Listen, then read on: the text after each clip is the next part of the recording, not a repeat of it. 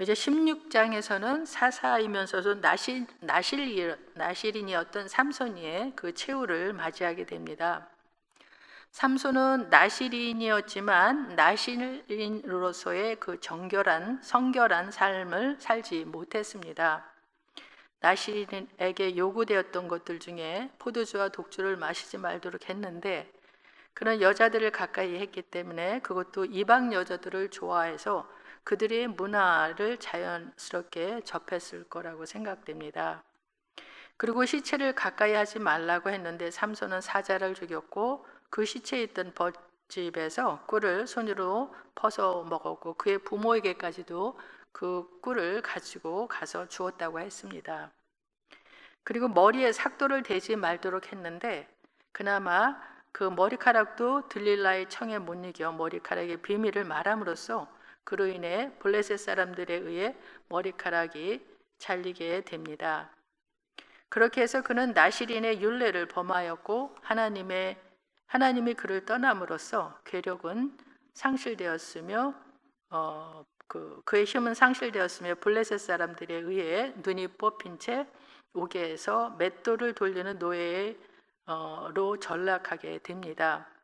오늘 본문의 내용은 바로 그의 힘의 비밀이 밝혀지고 그로 인해 그가 몰락하는 내용입니다. 딥나 여자를 좋아해 결혼하려고 했다가 큰 어려움을 겪었던 삼손은 그 후에도 또 여자를 찾습니다. 삼손은 가사로 가서 거기서 한 기생을 보고 그에게 들어갔었다고 했습니다. 거기서도 블레셋 사람들은 삼손이 왔다는 소식을 듣고 성문을 포위하고 삼손을 죽이고자 했습니다. 그러나 삼손이 밤중에 일어나 성문짝들과 두 설주와 빗장을 빼어 그것들을 모두 어깨에 메고 헤브론 앞산 꼭대기로 갖다 놓았다고 했습니다. 왜 이와 같은 행동을 했는지에 대해서는 성경에서는 말하고 있지 않지만 한 추적가는 말하기를 삼손이 그것들을 유다로 옮김으로써 블레셋이 장차 유다에 복속될 것임을 보여주려 했다는 것입니다. 삼손은 여자를 좋아해 문제를 일으켰지만 하나님은 그가 일으키는 문제를 통해서도 이스라엘의 구원을 이루어 가시는 하나님의 역사를 보게 됩니다. 그 이후 삼손은 그 소렉 골짜기에 그 들릴라라는 여인을 사랑했다고 했습니다. 거기서도 블레셋 방백들이 들릴라에게 거액의 은을 주겠다고 하고 삼손의 힘이 어디서 나오는지 알아보라 했습니다. 들릴라의 재촉에 삼손은 3번을 속였습니다. 그러나 그렇게 속임을 당한 들릴라가 삼손을 거듭해서 다구치기 시작합니다. 15절 말씀입니다. 들릴라가 삼손에게 이르되 당신의 마음이 내게 있지 아니하면서 어찌 나를 사랑한다 하느냐. 당신이 이로써 3번이나 나를 희롱하고 당신의 큰 힘이 무엇으로 말미암아 생기는지를 내게 말하지 아니하였도다. 이렇게 들릴라가 날마다 그 큰 힘이 어떻게 생기는지 알려달라고 조르니까 삼손의 마음에 그 번뇌하여 죽을 지경이 되었다고 말합니다. 16절입니다. 날마다 그 말로 그를 재촉하여 조르매 삼손의 마음이 번뇌하여 죽을 지경이라. 삼손은 3번까지는 거짓을 말함으로써 자신의 힘이 어디서 나오는지 알려주지 않았지만 날마다 들릴라가 재촉을 하며 조르니까 더 이상 견딜 수가 없었습니다. 마음이 번뇌하여 죽을 지경이 되었다고 하는 것은 더 이상 참을 수 없는 상태임을 나타냅니다. 이처럼 삼손이 양심의 갈등을 느끼는 것은 그가 나실인으로서의 사명을 완전히 잊어버리지 않았다는 것을 의미합니다. 그러나 이런 상황이 되면 남자들이 약해져서 대부분 그 여자의 말을 듣게 되는 것 같습니다. 이미 유혹의 그 사슬에 걸려든 삼손은 이 고비를 못 넘기고 마침내 자신의 비밀을 발설하게 됩니다. 결국 삼손은 고귀한 그 사명과 능력을 육신의 정욕과 바꾸어버리는 비극이 일어난 것입니다. 그렇기 때문에 그리스도인들은 처음부터 유혹받을 만한 자리를 요셉처럼 피하는 것이 상책입니다.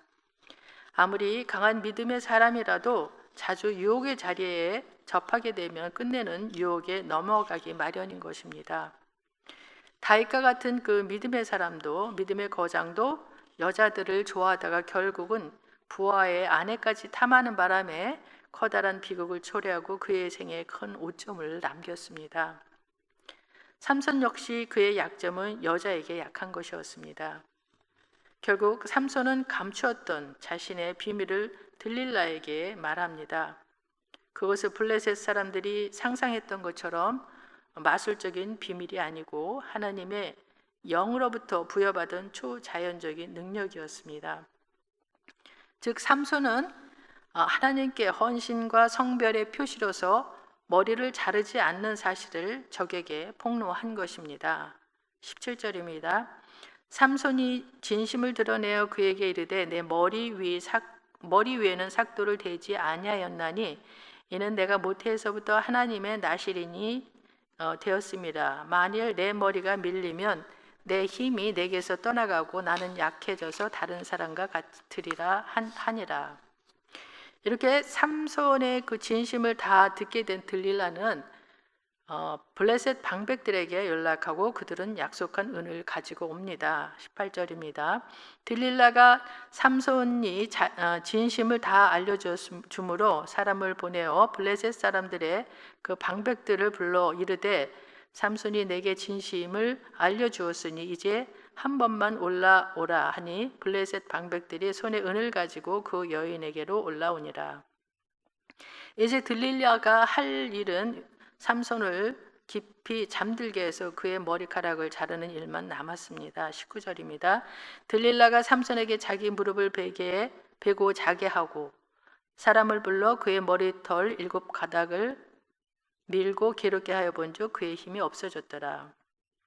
삼손은 들릴라의 그 무릎에서 잠이 든 사이에 자기의 머리털을 미는 것도 깨닫지 못한 채 깊은 잠에 빠졌던 것 같습니다. 들릴라는 끝까지 자신의 계책을 숨기고 주도 면밀하게 일을 추진해 나갔습니다. 그녀는 아마도 마취제나 술을 삼손에게 몰래 먹였을지도 모릅니다. 삼손의 머리를 마음 놓고 자를 수 있을 정도로 깊은 잠에 빠지게 한 후 그의 머리를 모두 잘랐습니다. 그리고 그녀는 이전의 실패를 답습하지 않기 위해 일부러 삼손을 괴롭게 해 보았고 그 힘이 없어진 것을 확인했습니다. 이제 머리카락을 잘리운 삼손은 그의 힘이 없어졌습니다. 20절입니다. 들릴라가 이르되 삼손이여 블레셋 사람이 당신에게 들이닥쳤느니라 하니 삼손이 잠을 깨며 이르기를 내가 전과 같이 나가서 몸을 떨치리라 하였으나 여호와께서 이미 자기를 떠나신 줄을 깨닫지 못하였더라. 들릴라가 외치는 소리를 듣고 이전처럼 자신을 포위한 블레셋 사람들을 부수겠다고 말했지만 자신의 머리카락이 잘린 것과 힘을 잃어버린 그 자신의 상태를 알아차리지 못했습니다. 블레셋을 부수고자 했던 의지와는 달리 삼손은 전혀 힘을 쓸 수가 없었습니다. 그가 17절에서 말한 대로 만일 내 머리가 밀리면 내 힘이 내게서 떠나고 나는 약해져서 다른 사람과 같게 된 것입니다. 물론 그의 힘은 그의 머리카락에 있었던 것이 아니고 여호와의 능력에 있었습니다. 그가 머리털을 깎이게 된 것은 여호와께 불순종하고 타락함으로 하나님께서 권능의 손길을 거두어 가신 것을 의미합니다. 20절에서 여호와께서 떠나셨다는 말은 바로 이 같은 뜻입니다. 그런데 더욱 비극적인 것은 삼손이 그와 같은 현재 상황을 미처 깨닫지 못하고 있었다는 것입니다.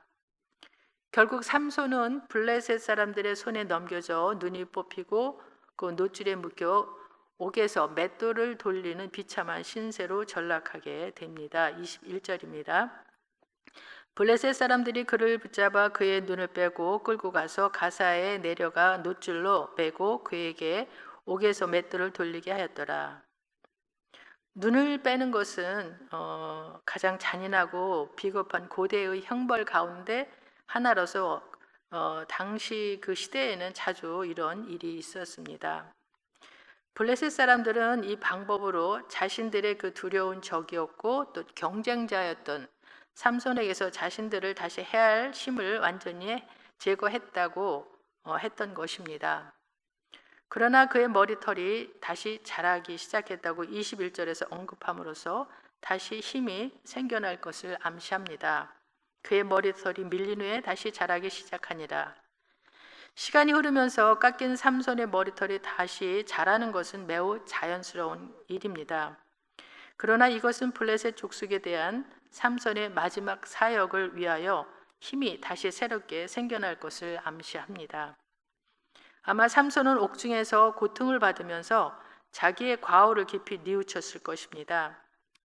22절은 이러한 삼손의 그 영적 각성과 최후의 승리를 예고해주는 일종의 복선 역할을 하고 있습니다. 내일 본문에서는 삼손은 다시 힘을 얻어서 그가 살았을 때 죽일 블레셋 사람들보다 그가 죽을 때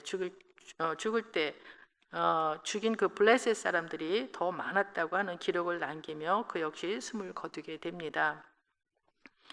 삼손은 그가 태어나면서부터 그의 어머니 무릎에서 자신이 나실인이었고 그의 머리에 삭도를 대어서는 안 된다고 하는 말을 기가 닳도록 들으면서 자랐을 것입니다. 그러한 그가 육신의 정욕 때문에 무너지는 것은 너무도 어처구니 없는 비극을 초래하는 것을 보게 됩니다. 물론 하나님은 그의 욕망의 선택조차 구원의 기회로 삼으셨지만 삼손 그 자신은 그의 연약감 때문에 돌이킬 수 없는 수치와 형벌을 받게 된 것입니다. 우리는 삼손의 이야기를 통해 많은 교훈을 받게 됩니다. 첫 번째는 죄를 범하고 있는데 당장 하나님의 징계를 받지 않는다고 해서 계속 죄악을 행하는 것은 결국 패망을 재촉하는 행위임을 알아야 한다는 것입니다. 잠언 11장 19절은 말합니다. 의를 굳게 지키는 자는 생명에 이르고 악을 따르는 자는 사망에 이른다고 했습니다. 둘째는 죄와 연합하여 죄를 대단치 않게 생각하는 사람은 결국 영적인 감각을 상실하게 된다는 것입니다. 즉 삼손은 자신에게서 하나님의 신이 떠났음에도 불구하고 그것을 여전히 깨닫지 못할 정도로 그 영혼이 무디어져 있었습니다. 그가 죄의 그 유혹을 이겨내지 못하고 결국 자신의 비밀을 들릴라에게 털어놓고만 그 사실이 이를 충분히 말해줍니다. 그와 같이 죄와 밀접하게 관계를 유지하다 보면 영적인 감각을 상실하게 되면 물론 아예 죄의 수렁에 빠져서 헤어나오지 못할 지경에 이르는 법입니다.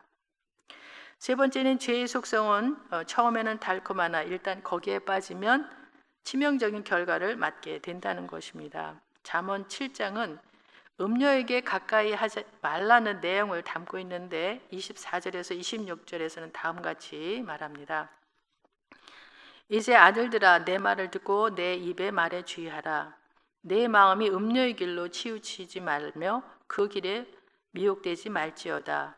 대저 그가 많은 사람을 상하여 엎드러지게 하였나니 그에게 죽은 자가 허다하니라. 그의 집은 스올의 길이라 사망의 방으로 내려가느니라. 삼손의 그 애정 행각은 달콤하기 그지 없는 것이었지만 그 종국에는 두 눈이 빠지고 맷들을 돌리는 비참한 신세로 전락하고 말았습니다. 이처럼 죄는 처음에는 들릴라의 그 속삭임처럼 부드럽고 달콤하나 거기에는 자신을 죽게 하는 독소가 함께 담겨 있어서 자신도 모르는 사이에 죽게 만드는 것입니다. 네 번째로 성령을 소멸하는 것만큼 비극적인 일은 없다는 것입니다. 즉 삼손은 자신의 죄로 말미암아 성령께서 자신에게서 떠났을 때 능력을 잃어버리고 말았습니다. 이와 같이 16장에서 우리는 불완전한 삼손을 보았습니다. 그가 태어나기 전부터 사사로 임명된 자였지만 매우 불완전했습니다. 삼손만 그런 것이 아니었고 기드온도 그랬고 입다도 또한 그랬습니다. 그러나 하나님은 이런 자들을 통해서, 심지어는 그들의 실수를 통해서도 이스라엘을 구원해 주셨습니다. 이렇게 구속사의 맥을 면면이 이어오신 하나님은 이런 불완전한 사사들이 일시적으로 또는 그 예표적으로만 가능케 했던 불완전한 구원을 영원하고 완전한 구원으로 바꾸어 주실 유일한 사사, 즉 예수를 통해서 최후의 그 천국 구원을 주실 것입니다. 그러므로 우리는 믿음의 주요 온전케 하시는 예수 그리스도를 바라보아야 할 것입니다. 기도하겠습니다.